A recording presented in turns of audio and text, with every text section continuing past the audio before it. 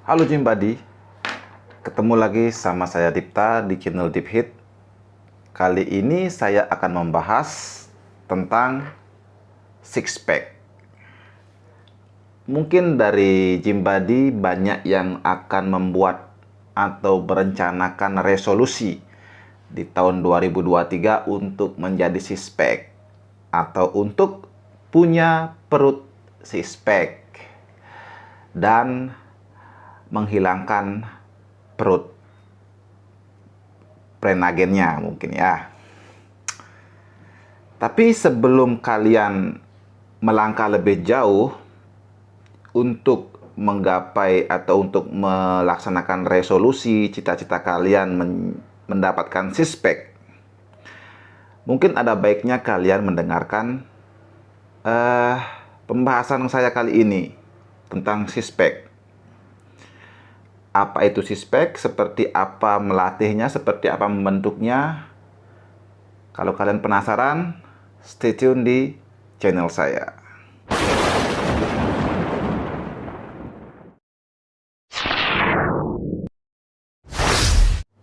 Oke, kita akan lanjut pembahasannya tentang six pack. Yang pertama kita harus tahu apa itu six pack. Sebenarnya six pack itu adalah bagian otot perut yang nama ilmiahnya rectus abdominis, ya, dimana fungsinya dia adalah untuk menekuk atau mendekatkan bagian dada atau bagian atas tubuh dan mendekatkannya ke bagian bawah, seperti itu, crunching, seperti itu. Itulah bentuk fungsi daripada otot rectus abdominis itu, yang biasanya kalau terlihat dia akan ada yang 4 kotaknya, ada yang 6, bahkan ada yang 8, ada yang 10 ya. Itu tergantung daripada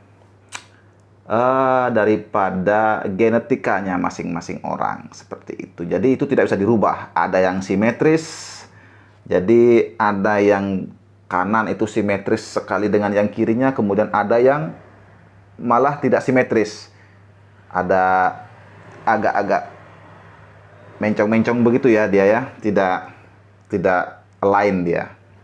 Seperti punya saya tidak simetris. Tapi pembahasannya kali ini lebih dari itu ya. Jadi seperti itu struktur dan fungsi daripada rectus abdominis yang biasa kita sebut six pack. Nah, kemudian bagaimana cara membentuknya? Itu kemudian pertanyaannya. Bagaimana cara membentuk agar kita punya perut six pack?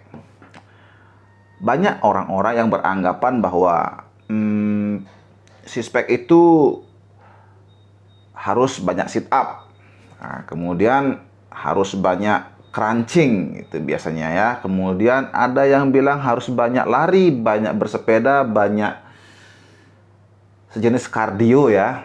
Latihan-latihan kardio itu kemudian harus minum suplemen, bahkan banyak yang seperti itu bilang. Nah, tetapi faktanya ya, kita semua, setiap individu punya rectus abdominis yang biasa kita sebut six pack, walaupun ada yang 4, ada yang 2, bahkan ada yang 6. Kalau 6 ya six pack secara umum, ada yang 8, ada yang 10. Seperti itu, kita semua punya dengan sifatnya masing-masing sesuai dengan genetik kita masing-masing ya. Ada yang seperti tadi, ada yang simetris, ada yang asimetris, kemudian ada yang 4, ada yang 6, dan seterusnya ya. Kemudian itu faktanya. Tapi kenapa ada yang punya, ada yang tidak? Nah, ternyata selama ini yang tidak mempunyai atau yang tidak terlihat six pack-nya itu masih tertutupi oleh lemak, jaringan lemak yang ada di perut kita. Seperti itu, teman-teman ya. Kemudian Bagaimana caranya? Kan seperti itu ya. Jadi untuk menimbulkan six-pack itu, ya dalam tanda kutip six-pack itu, rectus abdominis tersebut, kita harus dalam posisi yang lemak tubuhnya rendah, di bawah 15%. Semakin rendah dia akan semakin tajam terlihat. Nah, seperti itu. Jadi pertanyaannya kemudian bukanlah kita bagaimana. Jadi pertanyaannya ya, saya ulangi ya, pertanyaannya bukanlah bagaimana melatih atau membentuk six-pack itu, tetapi yang tepat itu adalah bagaimana cara menunjukkan six-pack itu. Seperti itu ya. Bagaimana cara menunjukkan six-pack itu. Jadi yang pertama adalah tentu kalori defisit. Kalori defisit di sini bukan berarti harus sering lari. Itu salah.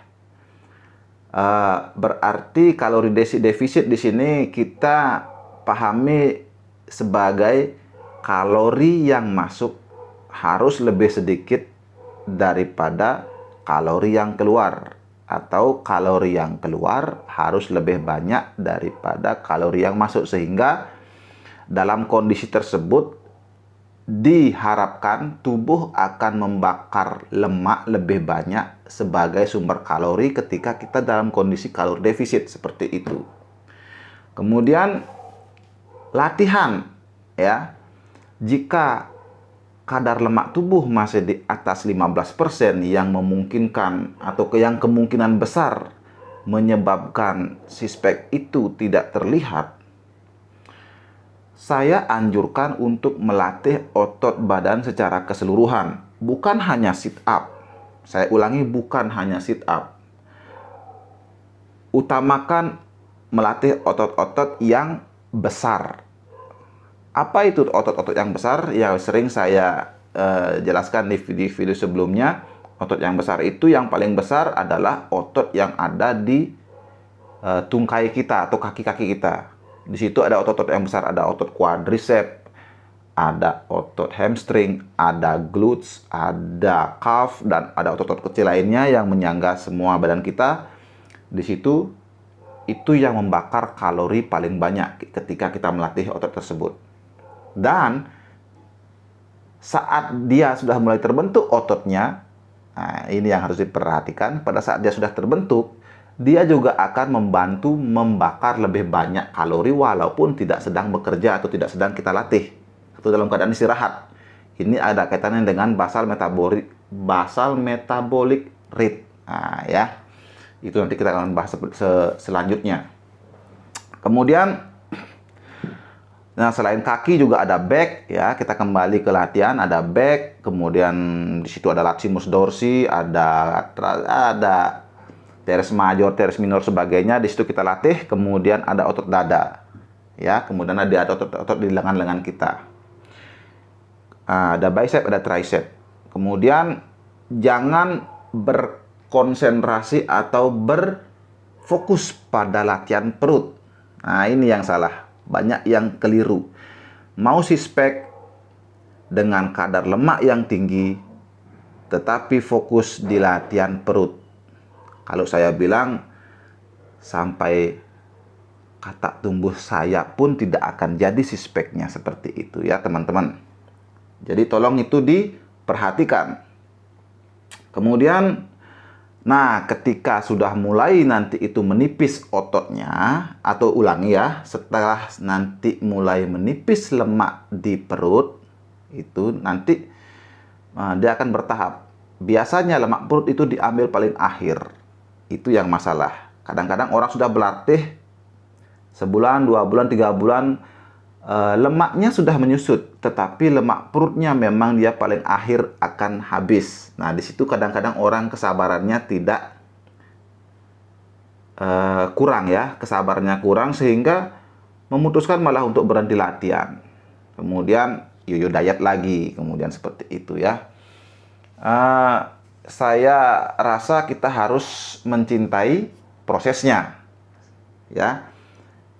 Kembali lagi, nah ketika sudah mulai menyusut otot atau mulai menyusut lemak di perutnya, nah di situ baru kita lihat six-pack-nya itu apakah kurang menonjol atau kurang tebal, terlalu tipis. Nah, pada saat itulah baru kemudian ketika kita sudah lihat, oh six-pack saya ini kayaknya kurang tebal nih, atau terlalu tipis, saya perlu tonjolin lagi. Nah, seperti itu, disitulah kalian perlu untuk latihan sit up sebagai suplemen. Jadi di situ bisa kelihatan tuh, maksudnya progresnya, progres latihan sit up-nya bisa kelihatan karena sudah terlihat dia ototnya semakin tebal seperti itu. Nah, kemudian perlukah kita melatih otot six-pack-nya itu, rectus abdominis itu tiap hari? Saya rasa rectus abdominis itu sifatnya sama dengan otot-otot lain di tubuh kita. Ya, kalau kita latih dia setiap hari bisa-bisa saja, tetapi kapan dia beristirahat? Nah, ini omongannya ketika nanti kalau sudah dia mulai kelihatan ya. Begitu. Jadi ya sama saja seperti otot-otot lainnya, kita harus memperlakukan dia sama. Dilatih dia, diberi istirahat dia, kemudian diberi nutrisi. Nah, ketika kita latih tiap hari, yang kita tahu di mana otot itu berkembang pada saat istirahat, dan istirahatnya itu diperlukan minimal 48 jam. Kalau kita latih tiap hari, kapan dia akan mau tumbuh seperti itu?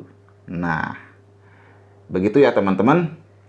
Gym buddy sekalian harus paham mulai sekarang. Jadi sit up bukan latihan untuk membentuk one pack menjadi six pack. Nah, seperti itu ya. Jadi begitu judulnya ini. Sit up bukan, ya seperti itulah. Ya. Jadi jangan lagi salah kaprah, jangan lagi salah paham. Gym buddy sekalian sekarang sudah tahu bahwa untuk menunjukkan six pack-nya, apa yang harus lakukan di tahun 2023. Semoga resolusinya berhasil di tahun 2023, menjadi insan yang lebih kuat dan lebih sehat, tentunya dengan six pack. Tetap di channel saya.